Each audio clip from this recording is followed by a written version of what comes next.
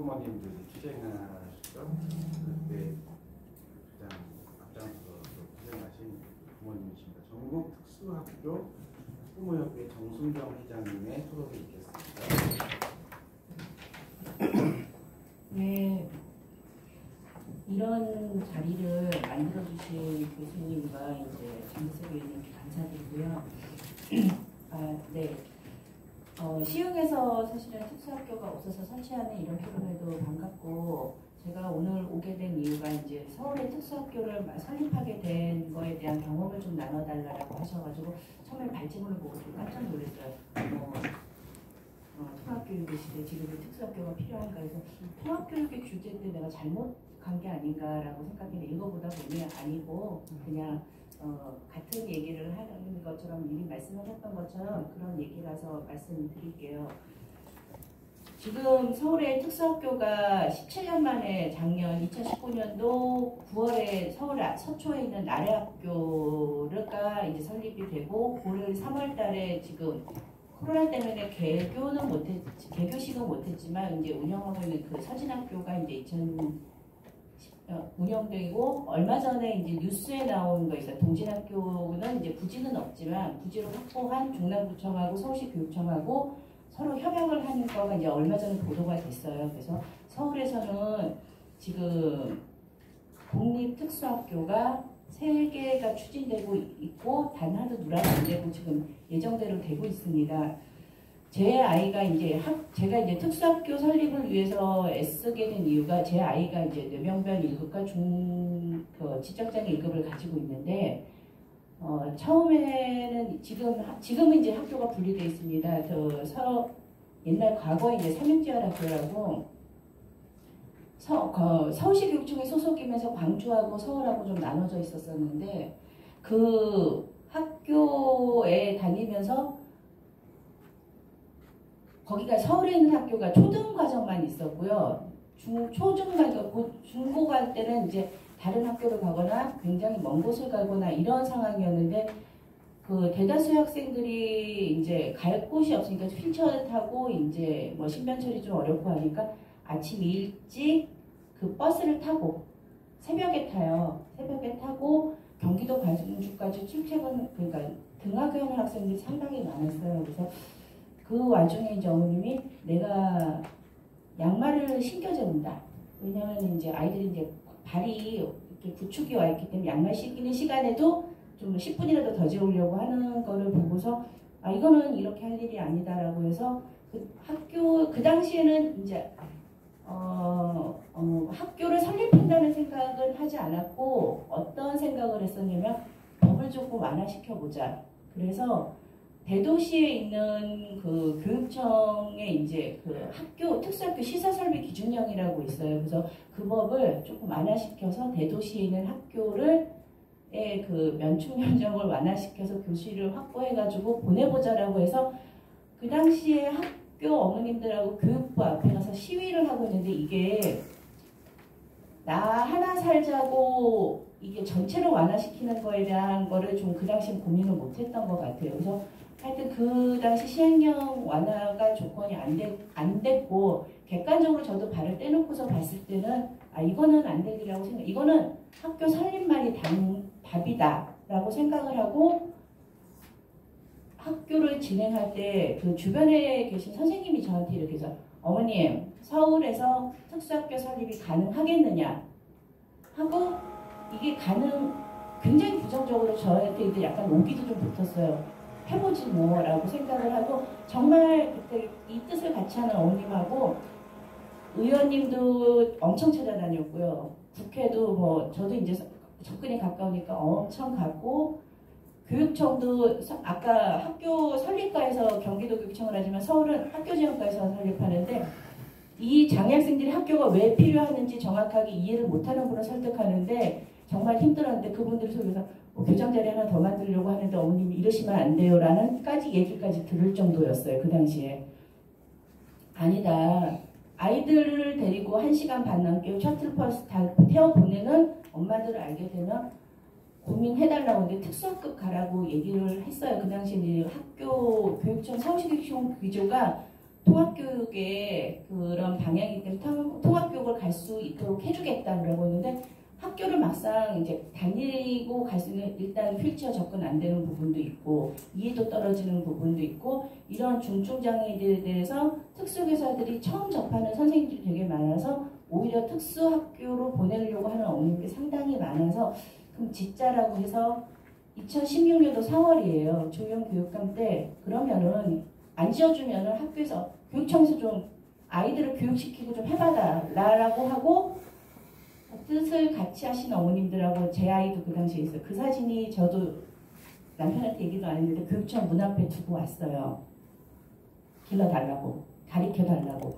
그래서 교육청 앞에서 넣고서 저희는 또 집으로 갈 수는 없잖아요. 그래서 이게 경기 서울시 교육청이 종로경찰서 쪽 소속이라 종로경찰서에 갔어요. 아이를 유기하고 이렇게 하는 거서 교육청도 좀 혼내주고 우리도 좀 혼내달라라고 찾아갔었는데 그때 제일 힘들었어요. 4박 5일 동안 아이를 두고 나왔을 때 이게 서울시 그러니까 교육청 소속 안에서 보면 특수교육팀도 굉장히 작고 장애학생도 굉장히 작기 때문에 전체적인 분위기를 이끌어내는 데 굉장히 힘들었는데 처음에는 뭐 이렇게 방호 담당하시는 과장님이 막 막말도 해가면서 나가라고 막 하고 막 그러셨는데 아이들을 보고 시간을 들고 왜 학교가 필요한지를 교육청 전체 내에서 분위기가 조성이 되더라고요. 그래서 오히려 교육감님께 빨리 지어주자.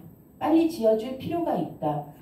이런 장애학생들이 학교를 못 받는 게 자기는 그냥 이렇게 일반 학교 걸어서 5분 학교에 학교가 설립될 줄 알았는데 안 되는 현실을 정말 몰랐다. 라고 하면서 교육청 전체 분위기가 4박 5일 동안 투쟁하면서 힘들었는데 그 교육청 안에 장애 인식 개선에 대한 거는 정말 확실하게 하고 나온 것 같아요.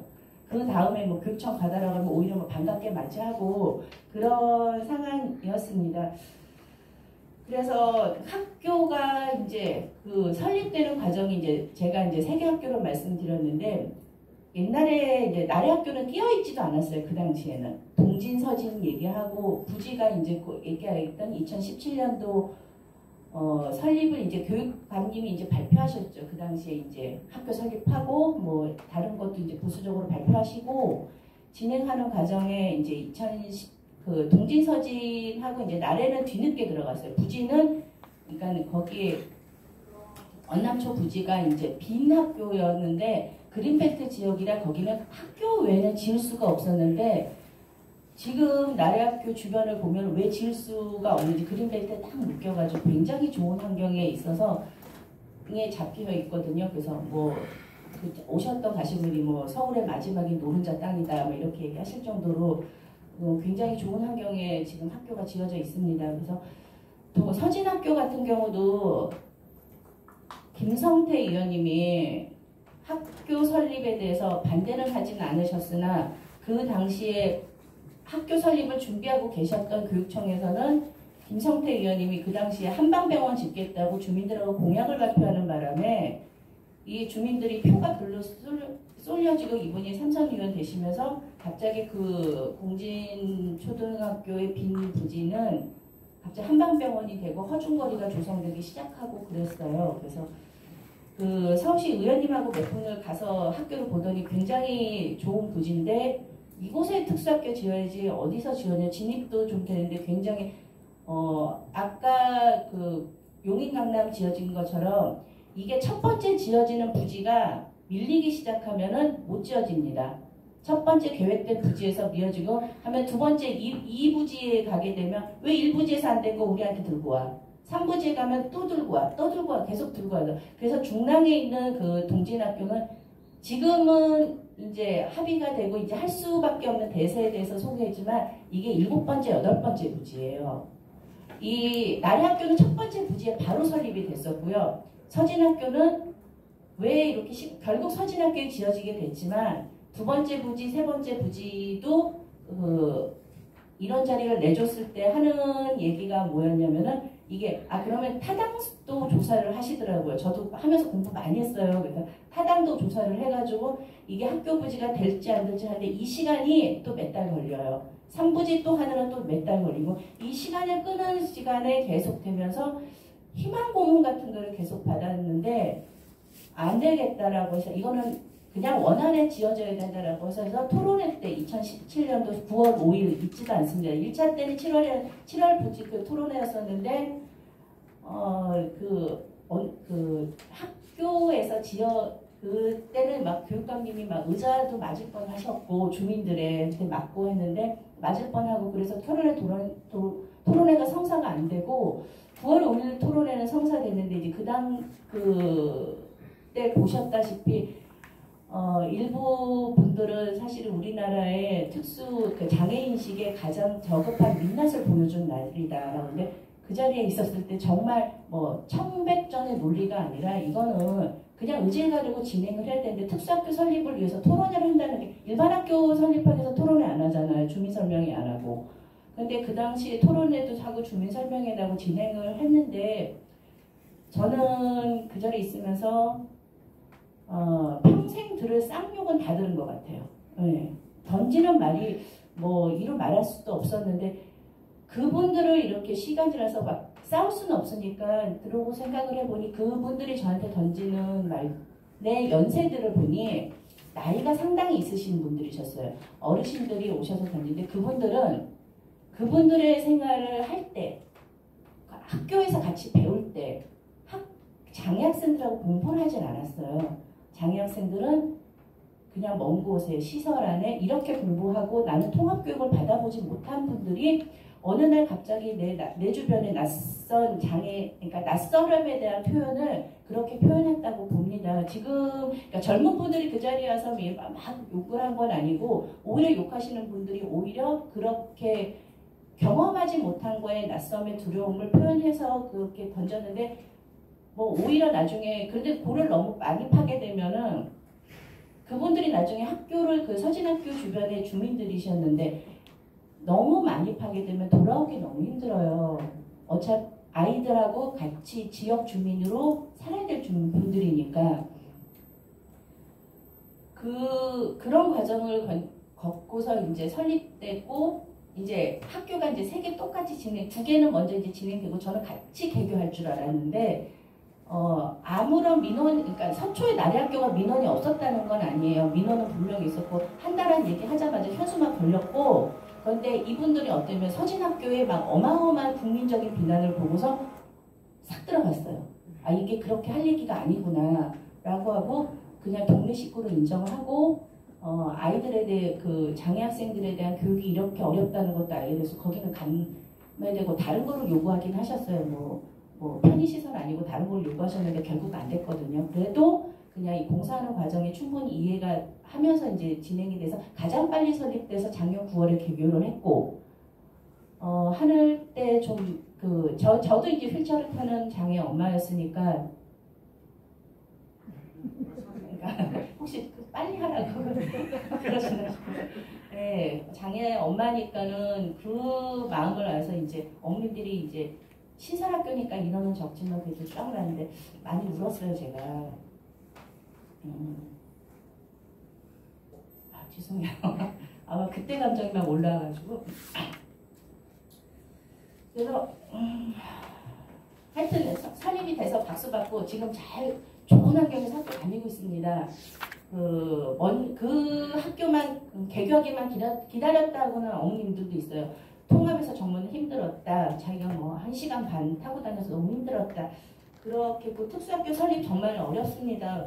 왜 어려워야 하는지는 모르겠지만 어렵더라고요. 그러니까는 주류가 아닌 비주류에서 어려운지 어렵고 뭐 기자회견도 해야 되고 주민 설득도 해야 되고 뭐 농성도 해야 되고 심지어는 이해하라고 아이도 두고 와야 되고 이런 상황이었는데 그때 가장 교육부의 이런 학교를 설립해야 된 예산을 따로 줘요. 중앙투자심의위원회라고 예산 심의하는데 저희도 이제 제가 영등포 쪽에 사는데 아이들이 중학교로 다 여의도 쪽으로 가거든요.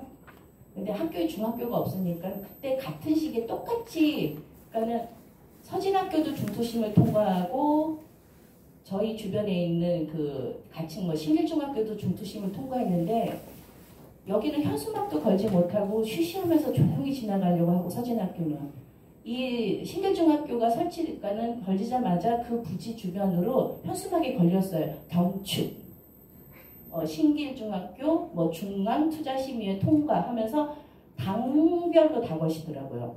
뭐 그 당시 뭐 민주당, 뭐 지금 통합당, 정의당서부터 뭐 이제 이 학교 이 주변에 있는 아이들은 먼 거리를 중학교로 가지 않아도 된다라는 현수막이 걸리는 거 제가 보고서 왜 우리는 이렇게 걸지 못할까? 뭐 내 돈으로도 하나 걸어볼까? 이런 생각도 했는데 거기도 착착 진행되고 있습니다. 많이 올라갔고 아이들의 그 교육에 대한 거를 거리를 확보할 때 장애 학생은 멀리 가도 된다는 게 아니라 가족 이웃에서 통합을 받을 수 있으면 받고 뭐 서울에도 아직도 8개 구가 25개 중에 8개 구가 아직 학교가 없어요. 뭐 25개가 있지만 그래도 뭐 2개, 3개 있는 구도 있으니까 학교가 있으니까 8개 구가 아직 없습니다. 뭐 소규모학교로 교육감님이 다 발표한다고 하셨는데 뭐 어떤 형식으로 운영될지는 모르겠어요. 계획하고 계신지 모르지만 일단은 이런 얘기도 많이 들었습니다. 뭐 장애 학생들은 다 특수학교를 많이 세워가지고 다 글로 보내고 일반 학교 학생들은 그러면 일반 학생들도 이제 장애 학생들하고 통합하지 않는 환경에서 하면 서로 편하지 않겠느냐.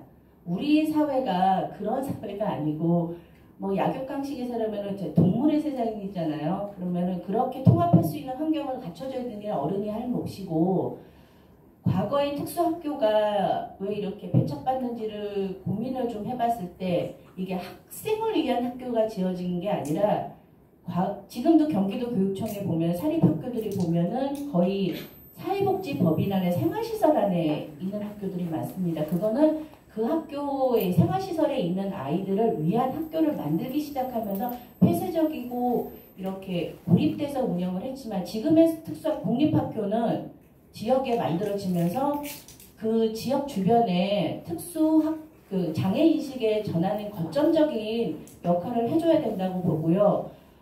통합교육은 당연히 해야 될 부분이라고 생각하지만 지금 통합교육은 이 특수 쪽에서 벌어지는 게 아니라 일반 학교 선생님들이나 일반 학교 중심에서 우리가 정말 아이들의 인성을 어떻게 가르쳐야 될지를 고민하고 그러니까는 통합교육을 그 다수의 그러니까는 대다수가 가리키고 있는 70% 이상의 그 학교에서 여기가 정말 통합교육을 같이 해야지 아이들의 인성이 같이 올라갈 수 있도록 할 수 있는 인식이 빠른 시일 내에 왔으면 싶습니다. 네, 저는 여기까지 발표하고요. 나머지 더 경험 나누시는 질의의 상황에서 받도록 하겠습니다. 감사합니다.